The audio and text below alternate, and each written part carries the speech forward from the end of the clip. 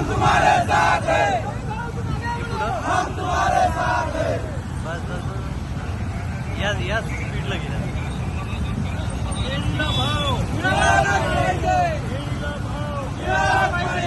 गाव तालुक्यातील केळी उत्पादक शेतकऱ्यांनी आज हजारोच्या संख्येने बुलढाणा जिल्हाधिकारी कार्यालयावर धडक दिलेली आहे।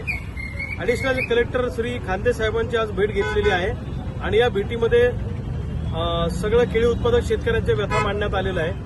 यामध्ये खामगाव तालुक्यातल्या केळी उत्पादक शेतकऱ्यांना अंजनगावचं बोर्ड अतिशय कमी भाव देतं, सांगताना 400-500चा भाव पण प्रत्यक्ष 350-400 रुपयाचाच भाव मिळतो। यामध्ये हे वजन सुद्धा करत नाही आणि केळी उत्पादकांना लुबाडण्याचं काम करतायत। बऱ्हाणपूरचं बोर्ड असेल किंवा रावेरचं बोर्ड असेल, या बोर्डामध्ये चांगला भाव दिला जातो, 1200 ते 2200 रुपयापर्यंत भाव दिला जातो आणि आमच्या अंजनगाव बोर्ड जे आहे हे मात्र अंजनगाव बोर्डाच्या अंतर्गत येणारे व्यापारी मात्र अतिशय कमी भाव त्या ठिकाणी खामगाव तालुक्यातल्या शेतकऱ्यांना केळी उत्पादकांना देतात। पुन्हा सगळ्या केळी उत्पादकांनी आपला असंतोष या ठिकाणी व्यक्त केला।